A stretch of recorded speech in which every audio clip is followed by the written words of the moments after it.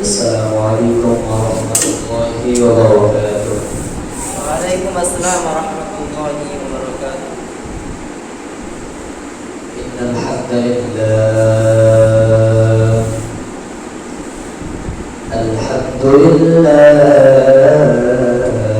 نحمده ونستعينه ونستغفره ونعوذ بالله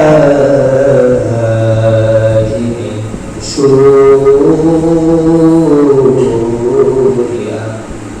أنفسنا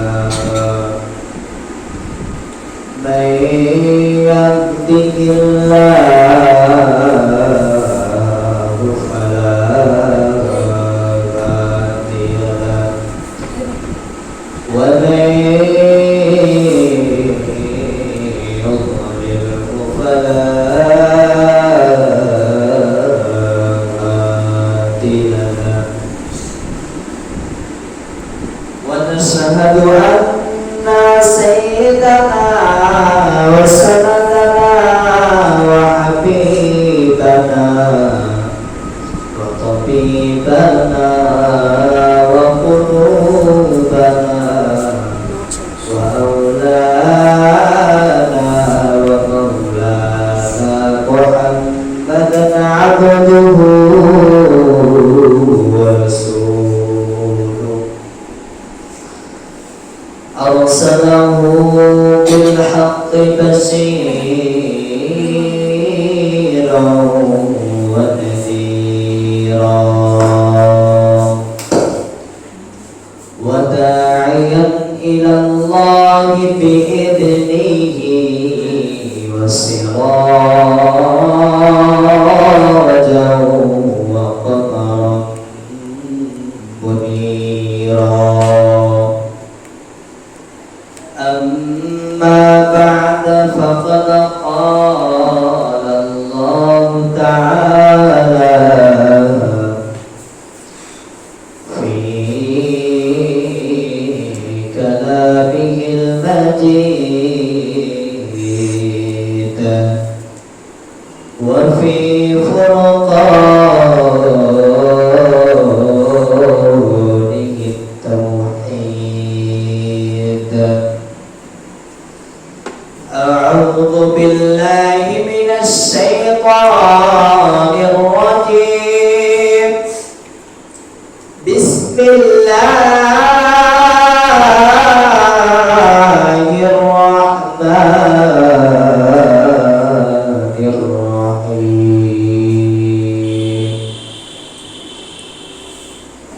قل إن كنتم تحبون الله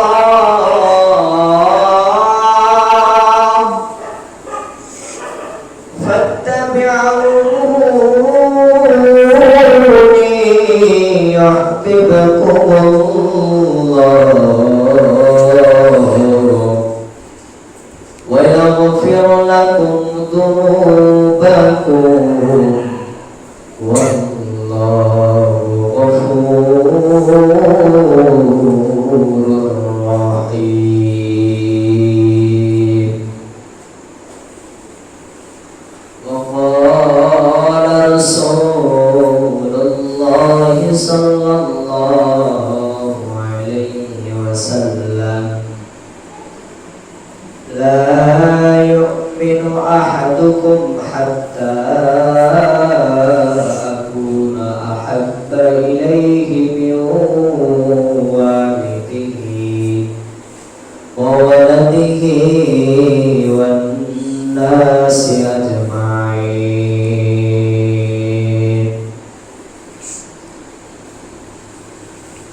أو كما قال عليه الصلاة والسلام.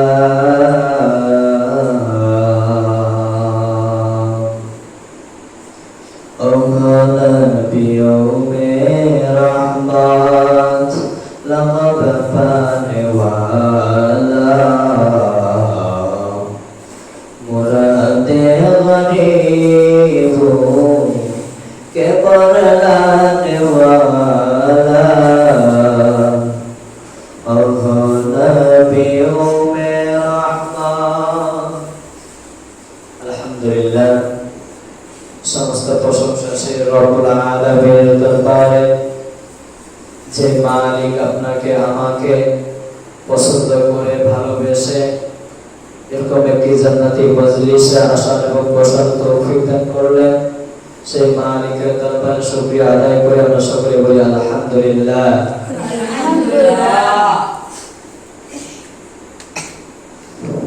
লক্ষ কোটি দুরূদ ও সালাম সেই মানবতার মুক্তির দূত যার অক্লান্ত পরিশ্রমে আমরা এত সুন্দর দিন পেয়েছি, ধর্ম পেয়েছি, সেই মানবতার মুক্তির দূত আকায়ে নামদার তাজদারে মদিনা আহমদ মুস্তাফা মুহাম্মদ মুস্তাফা আমরা সবাই বলি সাল্লাল্লাহু আলাইহি ওয়াসাল্লাম। মুহতারাম হাজিরিন, আমি কুরআন পাক থেকে মাওলানা পাকের কালাম থেকে আপনাদের সামনে কয়েকটা আয়াত তেলাওয়াত করেছি। তো নবী করিম সাল্লাল্লাহু আলাইহি ওয়াসাল্লামের লক্ষ কোটি হাদিসে মুবারক থেকে হাজার হাজার হাদিস থেকে আমি আপনাদের সামনে একটি হাদিস পড়েছি। হাদিসের মধ্যে রাসূলুল্লাহ সাল্লাল্লাহু আলাইহি ওয়াসাল্লাম বলেছেন নবী করিম সাল্লাল্লাহু আলাইহি ওয়াসাল্লামকে ভালোবাসতে হবে কেমনে। হাদিসের মধ্যে নবী করিম সাল্লাল্লাহু আলাইহি ওয়াসাল্লাম বলেছেন, যতক্ষণ পর্যন্ত তোমরা তোমাদের আহলে বায়াত পরিবার বর্গের চাইতেও আমি নবীকে বেশি ভালোবাসতে পারবে না, ততক্ষণ পর্যন্ত তোমরা খাঁটি মুসলমান, খাঁটি ঈমানদার হইতে পারবে না। আবার আল্লাহ তাআলা কুরআনুল কারীমের মধ্যে জানাই দিয়েছেন, তোমরা যদি আল্লাহ তাআলাকে যদি পেতে চাও, আমি মাওলানা যদি পেতে চাও, তাহলে নবী করিম সাল্লাল্লাহু আলাইহি ওয়াসাল্লামকে অনুসরণ করতে হবে, অনুকরণ করতে হবে। এখন আমি শুধু মুখে মুখে বললাম, আপনারা বিশ্বাস করবেন না। আসল থেকে মাওলানা পাক কেমনে কেমনে জানাই দেয়, জানার দরকার আছে না নাই? আল্লাহ তাআলা ডাক দিয়ে বলেন, কুল ইন কুনতুম তুহিব্বুনাল্লাহ, কুল ইন কুনতুম তুহিব্বুনাল্লাহ,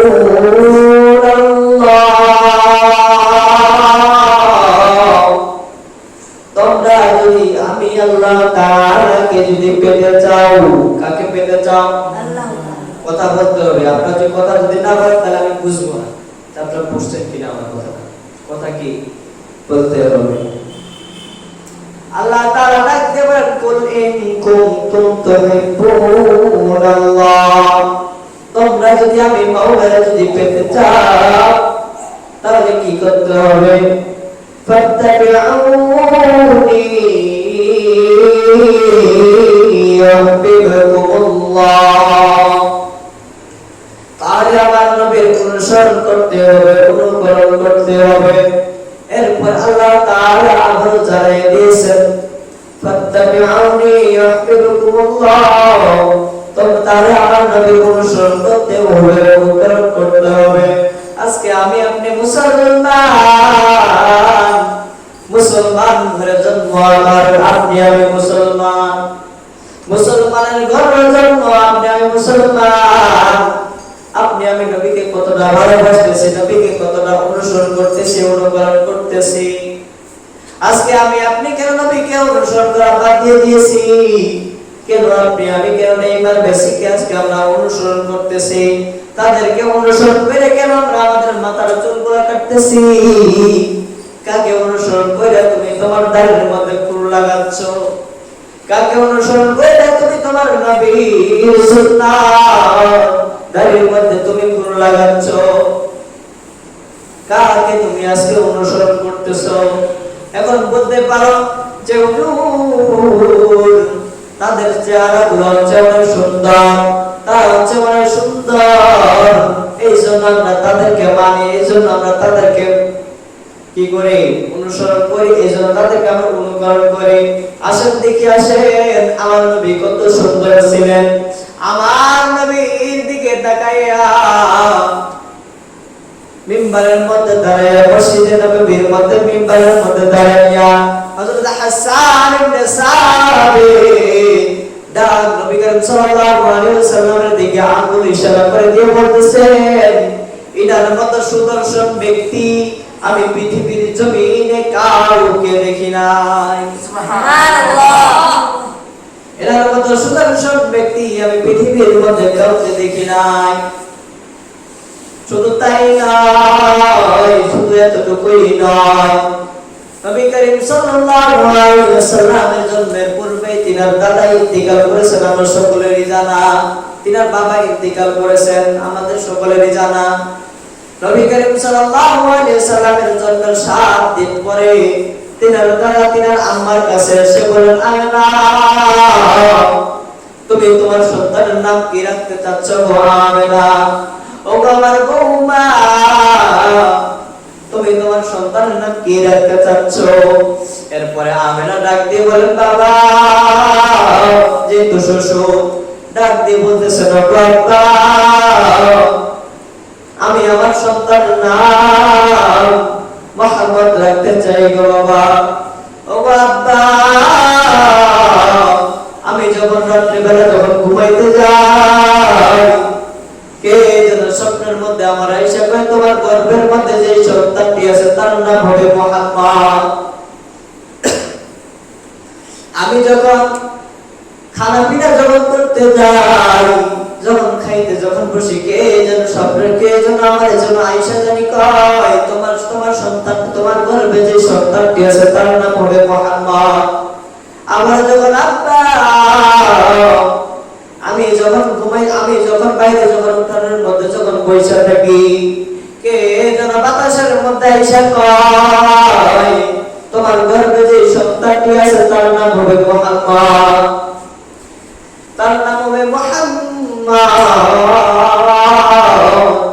এই জন্য আমি তার নাম মুহাম্মদ রাখতে চাই। এরপর আব্দুল মুত্তালিব ডাক দিয়ে বলে, আমিনা কি নাম শুনাইলা গো আমিনা? কি নাম শুনাইলা? কি নাম শুনাইলা গো আমিনা? আমি মক্কার জমিনে অনেক নাম রাখার অনুষ্ঠানের মধ্যে গেছি রে আমিনা। আমি মক্কার জমিনে অনেক সন্তানের নাম রাখছি। আমি মক্কার জমিনে অনেক সন্তানের নাম রাখছি। মক্কার জমিনে অনেক নাম রাখার অনুষ্ঠানের মধ্যে গেছি রে আমিনা।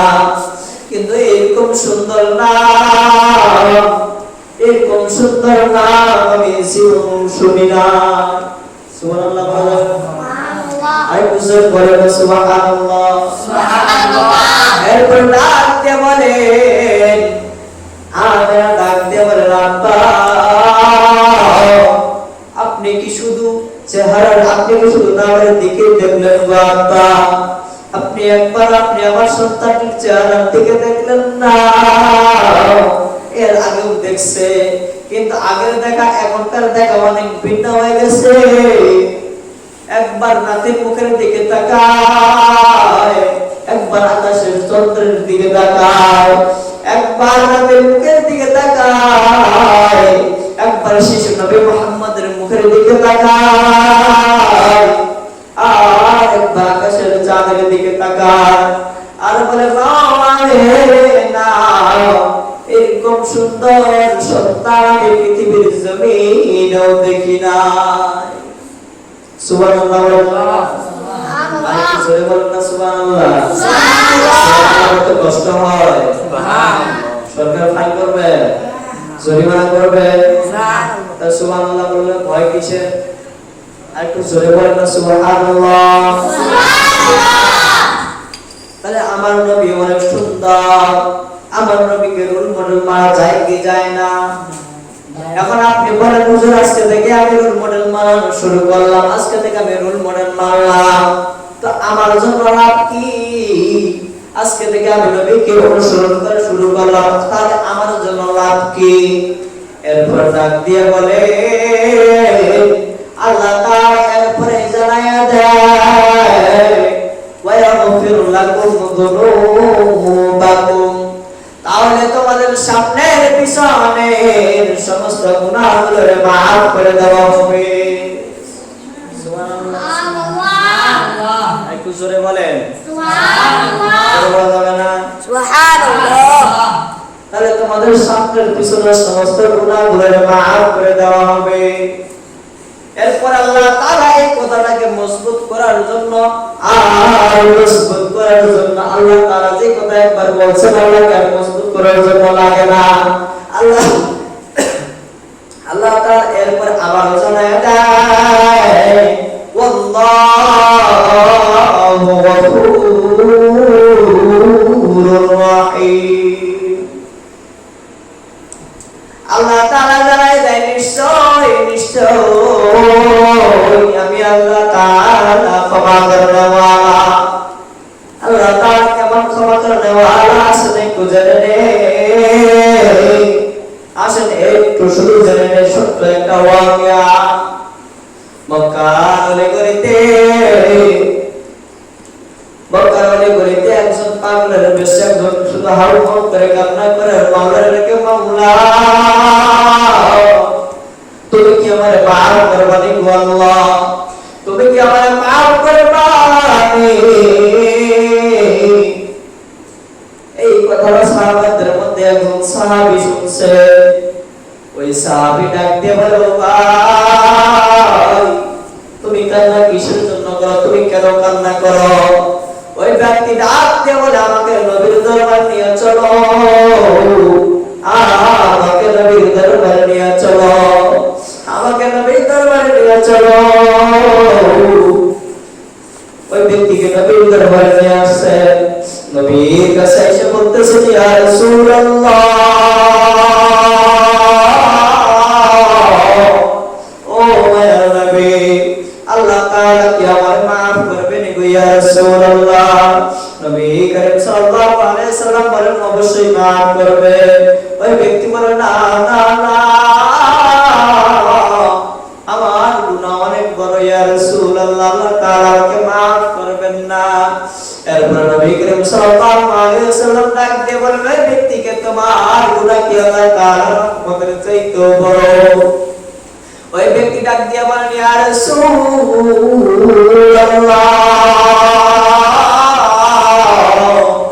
আমার গুনাহ আল্লাহ তাআলার রহমতের চাইতেও বড়। ওই ব্যক্তি আবার ডাক দিয়ে বলেন ইয়া রাসূল, নবী করিম সাল্লাল্লাহু আলাইহি ওয়াসাল্লাম আবার ডাক দিয়ে বলেন তোমার গুনাহ কি আল্লাহ তাআলার রহমতের চাদরের চাইতেও বড়? ওই ব্যক্তি ডাক দিয়ে বলেন ইয়া রাসূলুল্লাহ, আমার গুনাহ আল্লাহ তাআলার রহমতের চাদরের চাইতেও বড় গো ইয়া রাসূলুল্লাহ।